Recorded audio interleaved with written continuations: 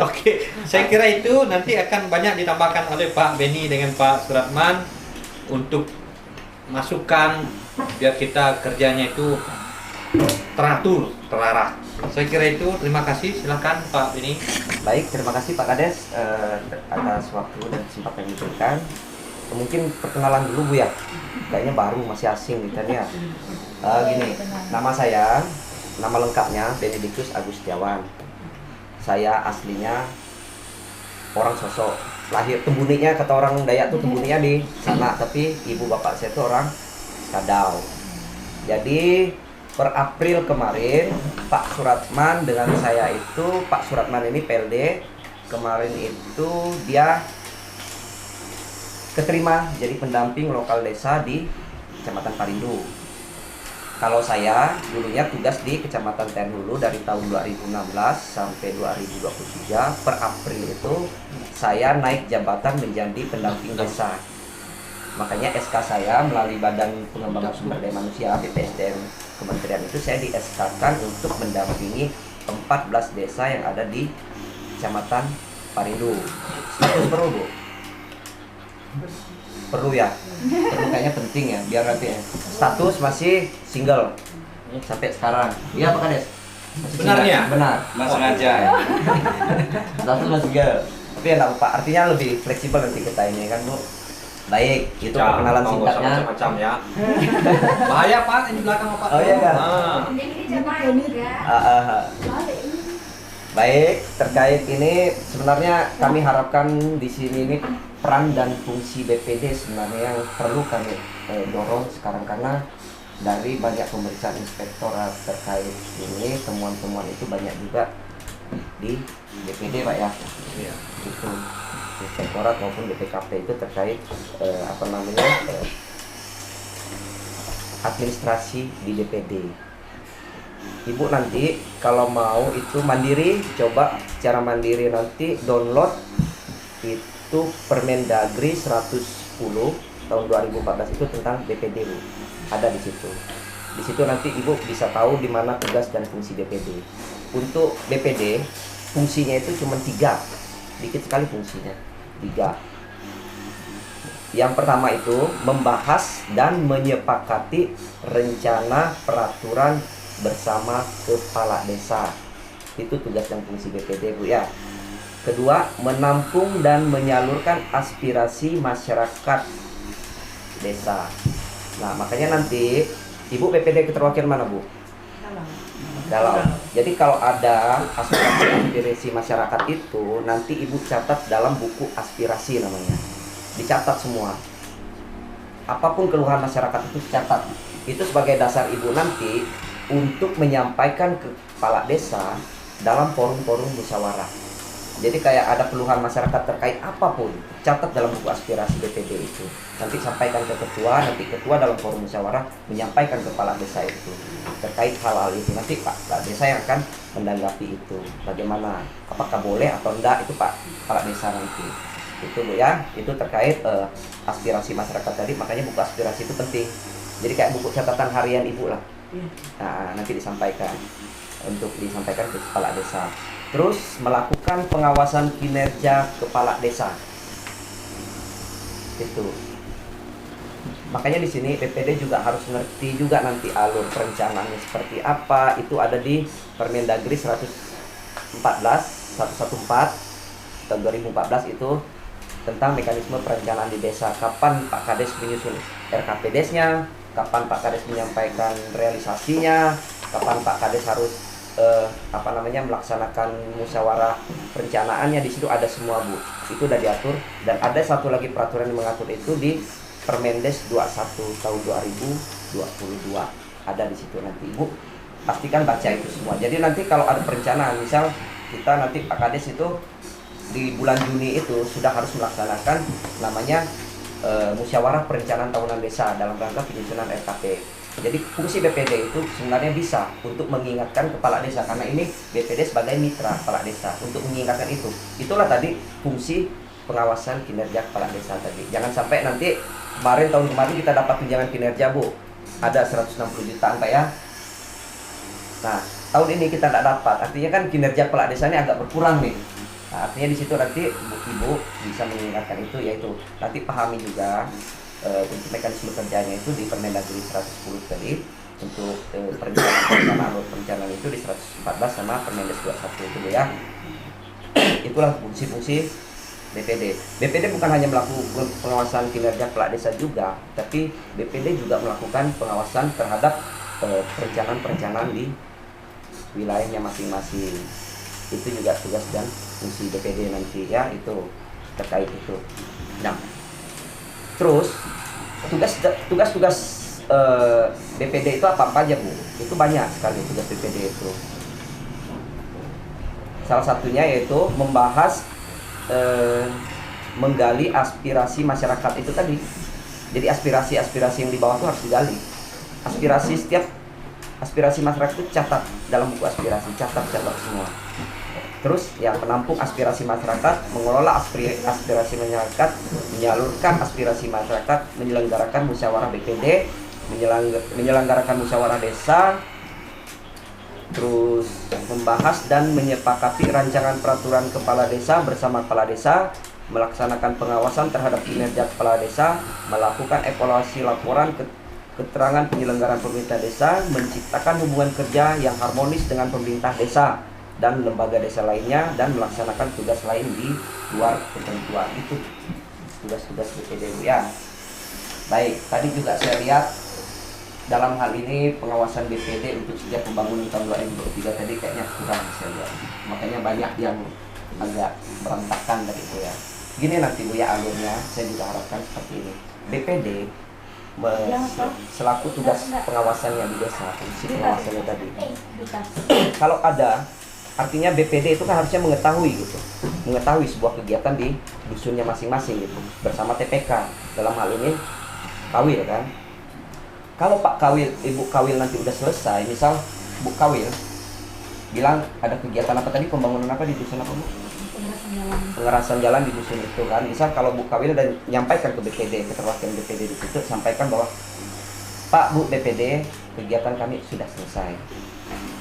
Nanti BPD dalam hal ini melalui keterwakilannya itu menyampaikan ke ketua BPD, Pak, kegiatan kami di dusun Topis itu udah selesai 100%. Bapak saya minta surat tugas untuk melakukan pemeriksaan. Nanti ketua BPD mengeluarkan surat tugas itu ke anggotanya untuk melakukan monitoring itu. Sebenarnya Pak Kades tidak perlu lagi capek-capek melakukan pemeriksaan. Pak Kades itu tinggal menerima hasil kerja dari BPD seharusnya. Jangan lagi kita melakukan pemeriksaan, tapi kepala desa bersama OPD kecamatan itu melakukan monitoring, meyakinkan bahwa kegiatan itu betul atau tidak direalisasi, sesuai atau tidak. Kalau sebenarnya Pak Kades yang disalahkan, enggak, harusnya BPD yang disalahkan dari hasil pemeriksaan mereka. Makanya nanti BPD itu membuat berita acara pemeriksaan itu, buatlah berita acara itu sesuai dengan real keadaan situasi saat itu. BA ini kan bercerita kronologinya Bu ya. Jangan pula format yang kami pendamping share dibuat cuman diganti nama sama tanggal aja, ya kan? Itu yang kadang ini kan malah banyak yang nyalakan pendamping. Ini format dari Pak ini format dari Pak ini, mana yang harus kami pakai? Maka saya bilang sesuaikan format itu dengan, karena BA itu kan menceritakan kronologi yang saat itu terjadi. Kalau di situ memang ada kekurangan satu seng papan gitu, ya sampaikan di BA itu ya Bu ya nanti.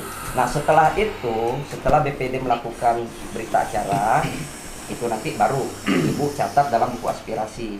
Misal tadi pembangunan ini, nanti tahun depan, misal rekomendasinya tahun depan kami akan membuat drainasenya, itu rekomendasi tindak lanjut dari hasil kegiatan itu gitu kan. Setelah itu baru dijadikan dokumen BPD. Nanti juga dari itulah nanti bisa juga nanti menjadi aspirasi BPD untuk menyampaikan ke musyawarah berikutnya, musyawarah perencanaan tahunan kita, misalnya RKP. Misal kami udah bangun kemarin Pak, kami kayaknya butuh drainase tahun ini dari hasil kegiatan kami kemarin, itu sampaikan. Itu kan bentuk aspirasi BPD juga ke kepala desa kan gitu ya. Sampaikan juga, karena itu memang sebagai suatu kebutuhan tergantung Pak Kades menerima atau enggak. Karena Pak Kades juga kan ada sektor prioritas dia. oh nanti dulu lah, tahun depan enggak dulu lah, tahun ini kayaknya uang kita habis untuk kegiatan ini, misal kata Pak Kades kan ya, legowo aja dulu Bu, tahun depan baru kita sampaikan lagi, kan seperti itu. Gitu. Setelah itu selesai, jadilah satu bundel dokumen BPD. Baru BPD melalui ketua menyampaikan kepala desa, Pak Kades, kegiatan di Dusun Topik itu sudah selesai, ini BA-nya, BA kami dengan PPK-nya, baru melalui kasih penanggung jawab anggaran PA-nya ini, dalam hal ini Pak ini kan Iqbal, nah, baru Pak Iqbal minta semua nih data PKT-nya ininya semua Pak, baru direkap dia, baru Pak Iqbal membuat berita acara tadi sesuai dengan apa yang dibuat sama BPD gitu. Setelah itu, kalau semua kegiatan tahap 1 sudah selesai dan direkap semua sama Pak Iqbal, baru Pak Kades mengundang OPD kecamatan melakukan monitoring kegiatan pembangunan desa. Bukan lagi pemeriksaan jatuhnya, monitoring aja kita. Karena kita udah harusnya udah percaya nih dengan kinerja BPD gitu kan Pak Kades ya. Seharusnya Pak Kades nggak usah disalahkan dalam hal ini. Pak Kades itu penanggung jawab, pemegang kekuasaan anggaran. Penanggung jawabnya KAUR dan Kasvidia. Jadi tinggal Pak udah selesai kah Pak? Udah, kata Pak Kades, udah Bu, masukkan ke daftar aset kita. Selesai kan? Seperti itulah rule yang harus di. Rumit nggak Bu? Bingung? Masih bingung kan? Ya nggak apa-apa, ini kan yang kan di belakang ada. Buku aspirasi sering dicatat Bu? Enggak juga. Hah? Oh, jangan di otak Bu, maksudnya? Enggak, biasa kalau misalkan rapat. Maka saya bilang pendamping aja harus buku pintar Bu. Kadang saya lupa juga gitu. Kemarin apa saya ngomong di desa ini ya? Oh ada di sini kan? Harus punya buku pintar. Ada buku aspirasinya. Iya, artinya harus diisi. Ya, itu nanti dari buku aspirasi itulah dasar BPD menyampaikan aspirasi masyarakat itu ke Pak Kades gitu kan. Ada masyarakat yang minta yang listrik kayak gini kan? Ya itu fungsi-fungsi BPD tadi. TPK. Ya, makanya nanti dulu setiap ini, karena saya nggak mau juga kan nanti inspektorat datang ke desa kita yang selalu menjadi temuan itu banyaknya di BPD justru, administrasinya nggak lengkap. Itu nanti Ibu download di lampiran 110 itu, Permendagri 110 itu. Lengkap semua Bu. 110 itu tentang BPD. Kalau 114 itu tentang perencanaan. Ini baca. Itu. Nanti Ibu juga harus tahu, paham juga alur-alur perencanaan di desa biar nanti BPD itu ada namanya rencana kerja tindak lanjut BPD. Dari lampiran 104 daftar di BPD melihat situ, oh bulan Juni tahun berjalan itu kita penyusunan RKP. September ini kan kita udah lewat Bu, seharusnya kita udah penetapan nih. BPD boleh mengingatkan itu melalui surat menindaklanjuti atau dasar kita menyurati kepala desa tadi, misal desa menimbang mengingat sesuai Permendagri di bulan September ini kita seharusnya udah melakukan musyawarah perencanaan pembangunan musrembang kayak gitu. Kalau Pak Kades nanti Pak Kades tinggal nyusun waktu dia kapan sempatnya, baru nanti Pak Kades sampaikan ke BPD tanggal sekian kita musrembang. Musrembang inilah proses di mana Pak Kades selaku pembina RKP menyampaikan hasil kerja tim dia kepada keterwakilan masyarakat. Ya siapa lagi kalau bukan BPD dan tokoh-tokoh masyarakat lainnya. Itulah fungsi-fungsi BPD dan tugasnya tadi Bu ya. Jadi nanti pahamilah. Sebenarnya kami pendamping lebih pengennya memperkuatnya ke BPD. Karena nanti makanya dalam setiap nanti mau kita mengajukan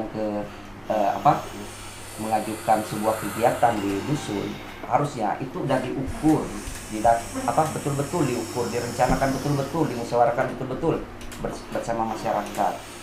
Berapa ukurannya itu udah punya catatan.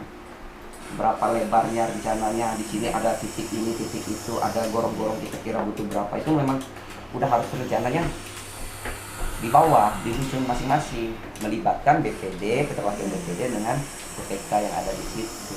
Jadi nanti kalau kita udah menyampaikan ke kepala desa itu udah melihat gambaran-gambaran itu udah ada, foto kegiatan itu Pak Kades nanti bersama bendahara tinggal kayaknya nggak gini lah, nggak sesuai dengan anunya rapnya, kayaknya harusnya pakai ini kan lebih enak gitu.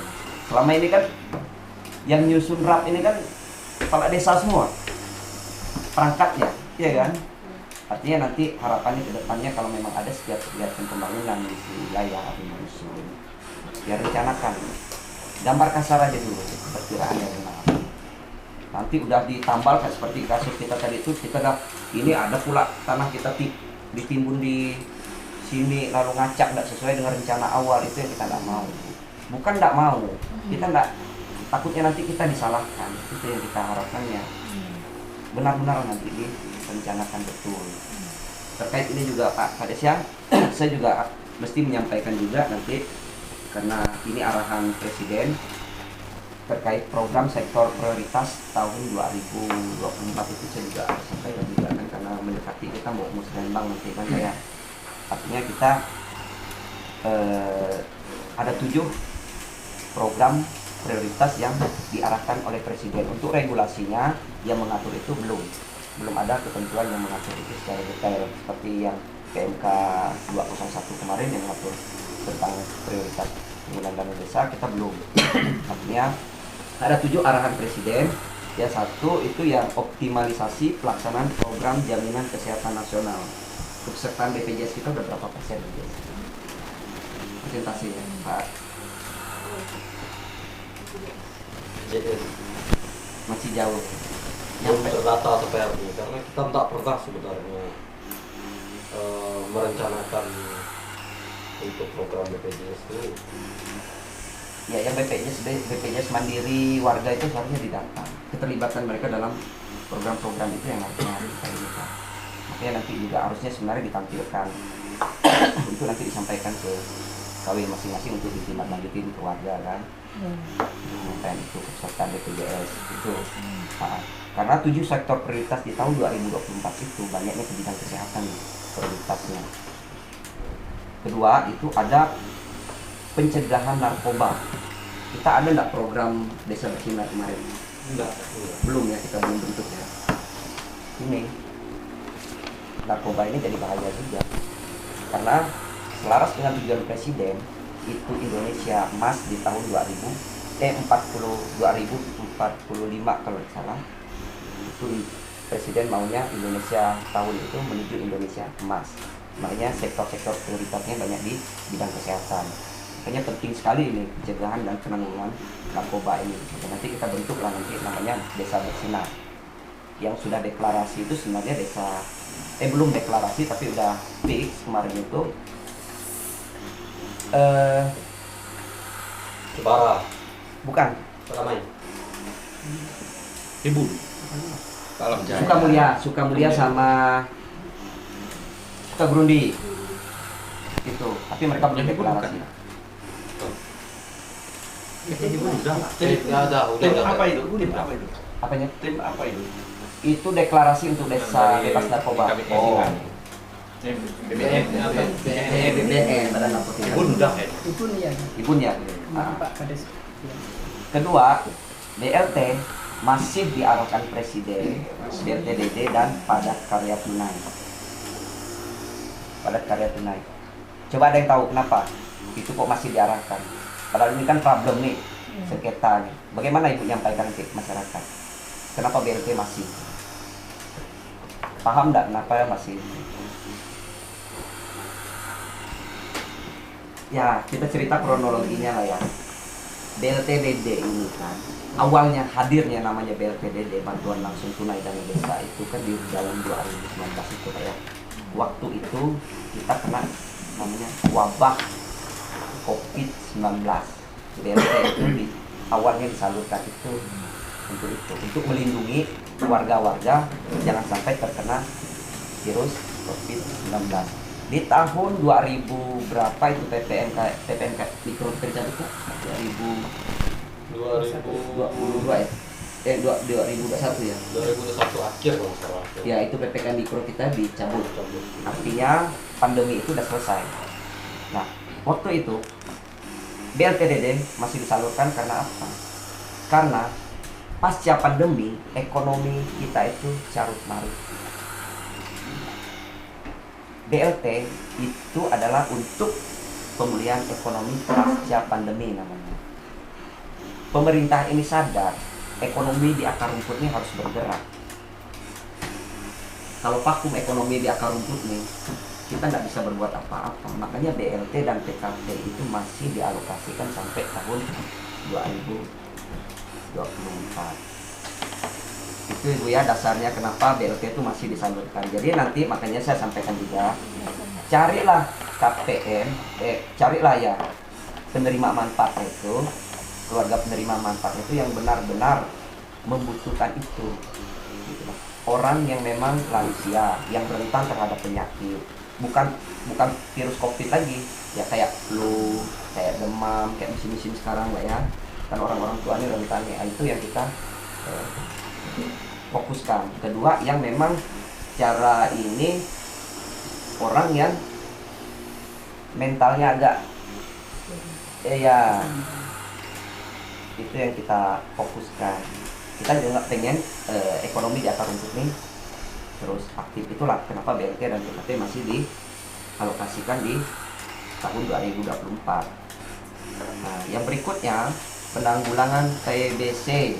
Tadi saya juga sudah sampaikan, ada kader kita di desa ini. Namanya tadi itu Rano Karno Nonok. Pak Nonok ya. Pak Nonok. Tapi nama yang saya dapat itu namanya Rano Karno Nonok. Itu kenapa TBC menjadi penting. TBC ini kan penyakit yang jarang sekali orang mau sampaikan bahwa dia tuh kena itu. Penyakit yang kata orang itu apa ya, membuat malu lah orang kalau kena penyakit TBC itu. Tapi perlu juga nanti sampaikan kalau ada keluarga kita yang terindikasi, ada memang sampaikan edukasi juga mereka karena ini sangat berbahaya. Perlu juga peran aktif mereka nanti memeriksakan itu ke dokter atau ini. Makanya nanti saya juga dorong desa nanti untuk memanggil juga pas waktu kita musyawarah nanti untuk memanggil si kader TDC tadi, atau nanti Pak Kades mencari orang lain lah di SK kan juga melalui SK Pak Kades biar nanti kita bisa alokasikan untuk honor dia. Kita kan juga pengen tahu nih kebutuhan untuk mereka tracking TBC itu apa aja. Kita kan nggak tahu nih. Kita taunya programnya ada untuk TBC, tapi kan kita nggak tahu nih apa sih kebutuhan mereka. Makanya dalam forum musyawarah undang juga mereka biar kita tahu nanti apa sih yang mereka butuhkan. Biar nanti desa bisa mengalokasikan melalui dana desa. Itu ya.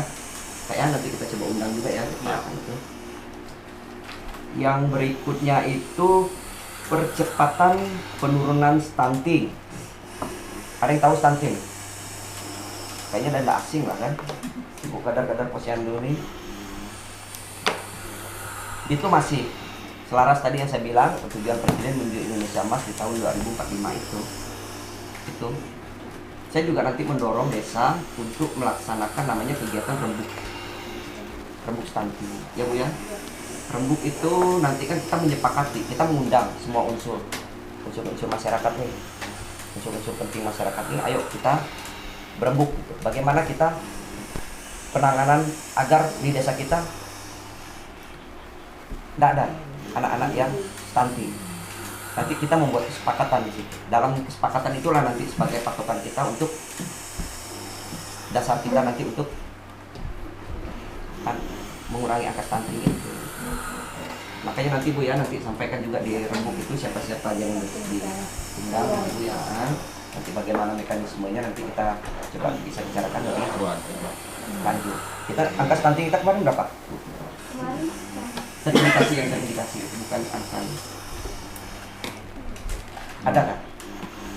kalau nggak salah belum ada Pak. Enggak ada. Nggak ada nol ya. Artinya itu dipertahankan kan gitu ya. Artinya juga nanti perlu rembuk itu perlu untuk menyepakati itu. Biar kita tetap mempertahankan itu angka stunting kita bisa nol gitu kan. Terus kedua masih dana operasional pemerintah desa masih dialokasikan juga di tahun 2023 ini. Tapi besarannya sebelum tahu Pak. Kalau kemarin kan 3%. Besarannya belum dianukan. Ketiga, yang terakhir itu ya ketahanan pangan masih. Ketahanan pangan itu masih penting juga kita alokasikan untuk tahun 2023. Mungkin itu. Ada pertanyaan lain? Silakan. Bu BPD kalau masih bingung tanyakan. Nggak apa-apa, sharing aja kita. Apa Bu? Atau yang masalah stunting Bu?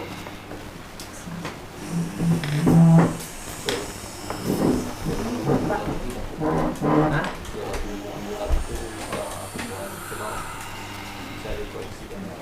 Pak, yang masalah Apa ini?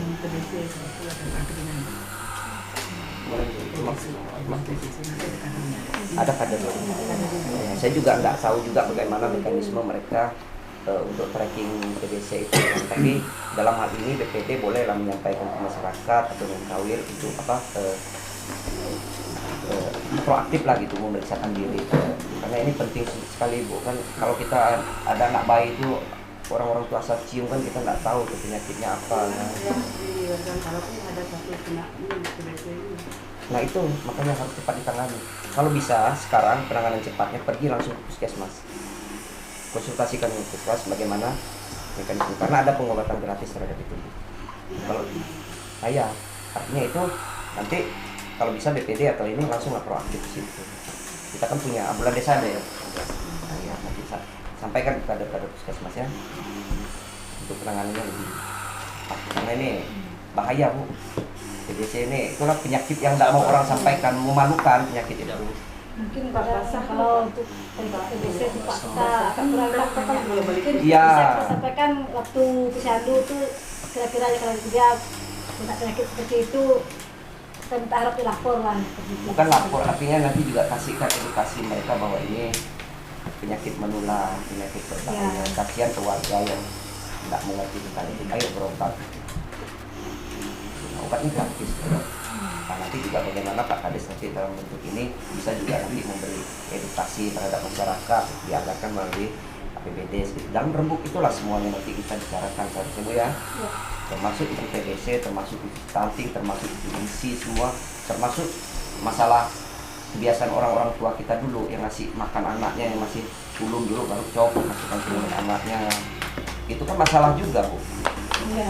Iya kan? Nggak ada apa-apa Bang kata neneknya, cuma dia ini. Kadang itu yang jadi, makanya nanti kalau dalam bentuk itu kita menyepakati ya. Untuk bagaimana nanti kita juga pengen kan generasi kita di desa ini nanti ada generasi emas yang akan melanjutkan ke depannya. Dan kasihan juga Bu, kita udah meninggal nanti anak kita lu nggak bisa apa-apa gitu. Iya. Karena ya, saya sampaikan juga di setiap desa, kegagalan sebuah pembangunan di desa itu balik ke SDM kita. SDM kita yang nggak sebanyak apapun kita membangun, kalau SDM kita kurang, percuma. Makanya kenapa arahan presiden sekarang itu lebih pengembangan sumber daya manusia, lebih bidang kesehatan, pendidikan itu lebih diutamakan dan diprioritaskan oleh pemerintah. Itu makanya kenapa. Kalau dibilang pembangunan dana desa ini kan hadir sejak Undang-Undang Desa tahun 2014 kemarin, Undang-Undang Nomor 6 kan. Artinya dana desa itu hadir ya, dana desa itu kan tahun 2014. Pembangunan infrastruktur kita masih, tapi gagal terus sih. Tiap tahun kita musyawarah selalu Pak minta paralon 3 batang kan ironis gitu. Ya kan SDM kita tadi. Dengan SDM kita yang baik, otomatis segala yang namanya narkoba, apalagi tadi ya yang namanya narkoba, mereka bisa membentengi diri mereka. Kalau SDM kita ini udah bagus kan, mereka bisa memikirkan mana yang baik, mana yang jelek. Makanya tadi perlu kualitas manusia kita di desa itu melalui anak-anak kita. Makanya saya bilang juga investasikan itu ke anak-anak kita. Saya juga harapkan nanti ibu-ibu kawin, BPD juga mendorong pemikiran masyarakat itu. Carilah infrastruktur yang betul-betul mendukung ke generasi kita berikutnya. Jangan hanya dinikmati hanya sekelompok orang yang tadi omong bentar lagi juga udah ngaping rumah 1x2 gitu. Tapi bagaimana anak-anak yang mereka tinggalkan nanti melanjutkan. Makanya tadi saya juga BPD juga nanti carilah program-program yang memang untuk kepentingan masyarakat, bukan untuk anak kepentingan kelompok. Itu harapan kita sebagai pendampingnya. Artinya betul-betul kegiatan itu menyentuh ke semua masyarakat, tidak ada diskriminasi di situ. Tapi bagaimana mereka merasa memiliki berperan aktif, mempunyai andil dalam sebuah pembangunan itu. Biar nanti PKT kita tuh enggak ada lagi PKT, enggak perlu kita anggarkan PKT. Warga saya udah mau kok swadaya, mereka udah sadar kok itu. Mereka yang minta itu untuk kepentingan mereka. Itu harapan kita ya. Biar PKT nanti kita bisa menggunakan untuk kegiatan pembangunan yang lainnya. Itu mungkin arahan dari saya Pak. Atau ininya mungkin Pak Suratman ada yang mau disampaikan rekan-rekan. Saya